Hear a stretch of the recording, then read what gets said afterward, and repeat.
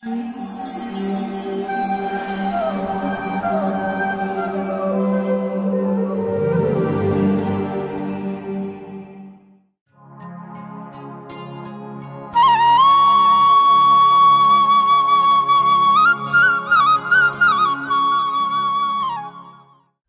कृष्णा।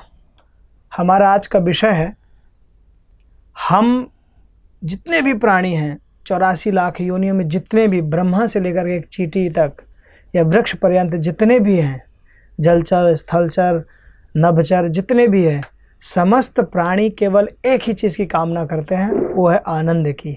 उसके पीछे का लॉजिक क्या है? कोई भी प्राणी इस संसार का दुख क्यों नहीं चाहता है? वो हर क्रिया के पीछे आनंद ही क्यों चाहता है? कुछ न कुछ तो इसके पीछे का कारण है, जिस कारण को आज हम लोग समझेंगे।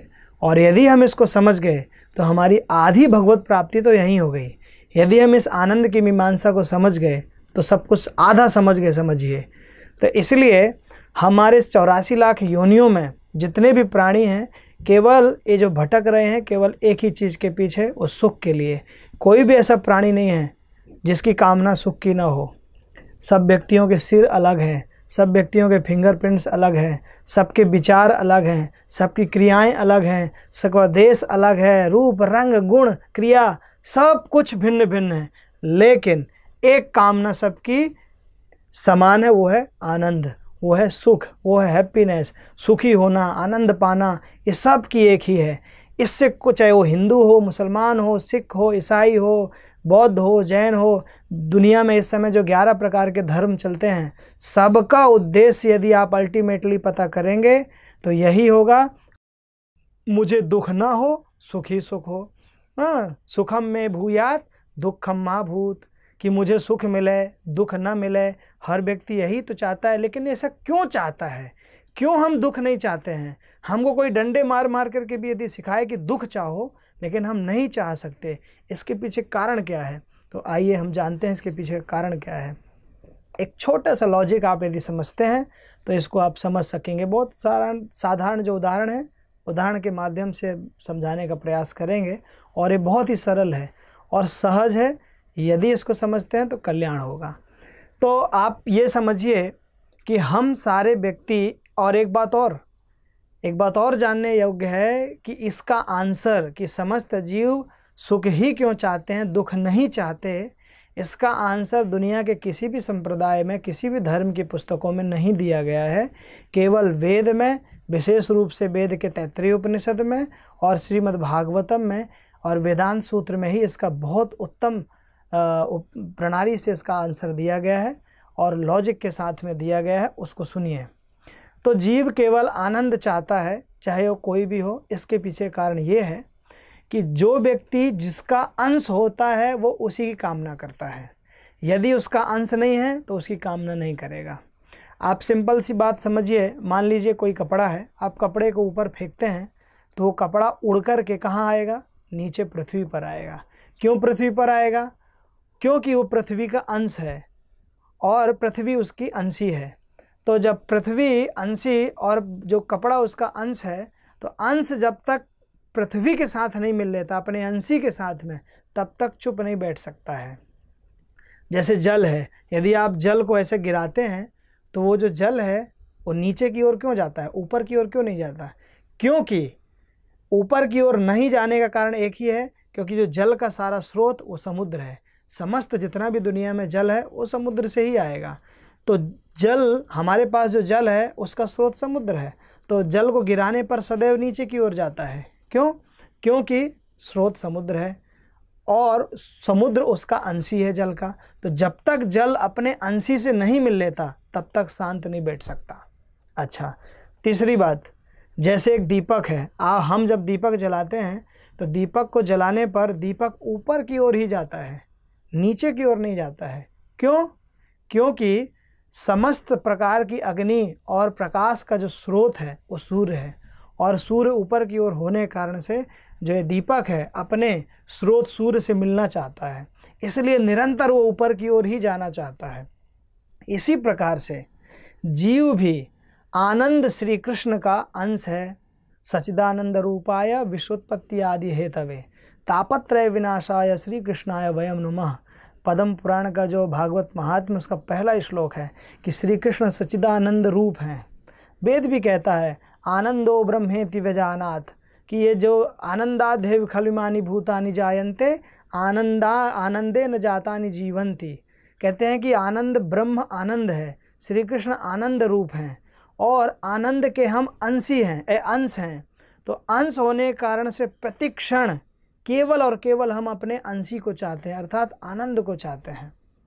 यदि हम आनंद के अंश ना होते, हम दुख के अंश होते, माया के अंश होते, तो हम सदैव माया को चाहते। लेकिन हम माया के माध्यम से भी केवल आनंद को चाहते हैं। हम माया को यूज़ जरूर करते हैं, हम माया के ही रूप रस गंध स्पर्श सारी इंद्रियों को, माया के द्वारा बनाए हुए सारे जगत को प्रयोग उपभोग करते हैं। लेकिन वो उपभोग भी किस लिए करते हैं? वो आनंद पाने के लिए। एक ही बच्चा पढ़ता है, पढ़ कर के पैसा चाहिए, पैसे से क्या भोग पदार्थ चाहिए। क्यों चाहिए? क्योंकि अच्छा लगेगा, मज़ा आएगा, आनंद हो जाएगा। तो आनंद की कामना मात्र से व्यक्ति समस्त क्रियाओं करता है। कोई भी व्यक्ति इस संसार में नास्तिक नहीं रह सकता है, और मैं तो कहता हूँ कि कोई भी नास्तिक है ही नहीं। रामायण में तो ऐसा भी लिखा है वाल्मीकि जी ने, लोके नहीं सविद्येत यो रामम अननुव्रतः, अर्थात राम मतलब आनंद। इस संसार में कोई भी व्यक्ति नास्तिक है ही नहीं जो राम का अनुसरण न करता हो। राम का अनुसरण अर्थात राम आनंद स्वरूप है, श्री कृष्ण आनंद स्वरूप हैं। तो हर व्यक्ति नास्तिक भी अपनी नास्तिकता दिखाकर क्या चाहता है? मज़ा चाहता है। तो मज़ा क्यों चाहता है? क्योंकि मज़े का अंश है, इसलिए मज़ा चाहता है। आप नास्तिक से पूछते तुम ईश्वर मानते हो? नहीं मैं नहीं मानता। क्यों नहीं मानते हो? क्योंकि मुझे अच्छा लगता है इसलिए नहीं मानता। अच्छा लगता है, ओ मतलब अच्छा लगना मतलब सुख चाहता है। तो नास्तिक भी सुख चाहता है, और सुख कौन है? केवल श्री कृष्ण ही सुख स्वरूप हैं, और कोई भी सुख स्वरूप नहीं है। आनंद स्वरूप सुख स्वरूप केवल श्री कृष्ण हैं। और जब तक जीव उस सुख स्वरूप को नहीं प्राप्त कर सकता तब तक वो दुखी ही रहेगा। एक बात बताइए, यदि आपको मक्खन चाहिए तो मक्खन की प्राप्ति के लिए आप अपनी मथनी को दही में डालेंगे कि चूने के पानी में डालेंगे? ऑफ कोर्स आप दही में डालेंगे, तभी मथने से मक्खन निकल के आएगा। यदि आप चूने के पानी में डालेंगे तो केवल परिश्रम निकलेगा और कुछ भी नहीं आएगा। तो ऐसे ही यदि हमको आनंद चाहिए तो केवल जो आनंद है उसकी शरण में जाना पड़ेगा। जहाँ पर आनंद है वहाँ जाना पड़ेगा। लेकिन हम क्या करते हैं? हमको आनंद तो चाहिए, लेकिन हमको ये नहीं पता है कि हमको आनंद कैसे मिलेगा, कहाँ मिलेगा, क्या उसका उपाय है। इस कारण से हम भटक रहे हैं। अभी तक हमको आनंद की प्राप्ति हुई ही नहीं है। हम लोग क्या करते हैं? चूने के पानी अर्थात माया में ढूंढ रहे हैं कि यहाँ मिलेगा, यहाँ मिलेगा, मिलेगा, अब मिलेगा, अब मिलेगा, अब मिलेगा, लेकिन आज तक नहीं मिला और मिल भी नहीं सकता है। जैसे रेगिस्तान में जल नहीं मिलता ना, इसी प्रकार से माया में आनंद नहीं मिलता, केवल उसका आभास होता है बस। हाँ मिला और छूटा, ऐसा आनंद होता है माया का। लेकिन श्री कृष्ण की शरण में जाएंगे तो सारा आनंद मिल जाए, क्योंकि वो आनंद वही हैं और उनसे जब मिलेंगे तो ही होगा। जैसे एक पत्ता है, पत्ता जब पेड़ से गिर जाता है तो पूरा सूख के नष्ट होने लगता है, लेकिन वही पत्ता जब ऊपर जुड़ता है उस पेड़ से तब हरा भरा हो जाता है। ऐसे ही जीव जब श्री कृष्ण से अलग हुआ है तो वो दुखी है, यदि श्री कृष्ण से मिल जाएगा तो वापस सुखी हो जाएगा। इसीलिए हम श्री कृष्ण के अंश होने के कारण से, आनंद श्री कृष्ण के आनंद से होने के कारण से हम प्रतिक्षण सोना जागना हर क्रिया केवल आनंद के लिए ही करते हैं बस, और हमारा कोई भी लक्ष्य नहीं है। हम लोग सदैव यही सोचते हैं कि कैसे हम संसार में आनंद ढूंढते ढूंढते थक गए तो सो गए। क्यों सो गए? सो गए और सो करके उठे, बहुत अच्छे से सोया, बहुत मज़ा आया। तो मज़े के लिए, निद्रा भी मज़े के लिए, हर चीज़ केवल आनंद के लिए। लेकिन फिर वापस ढूंढने लगे जाग करके, फिर आनंद कहाँ मिलेगा, कैसे मिलेगा? ऑफिस में मिलेगा, पैसे में मिलेगा, स्त्री में मिलेगा, धन में मिलेगा, कहाँ मिलेगा?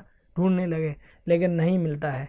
तो केवल यदि किसी को आनंद चाहिए तो उसको भगवान की शरण में जाना पड़ेगा, तभी ये प्रश्न हल हो सकता है कि हम सुख क्यों चाहते हैं। हरे कृष्णा।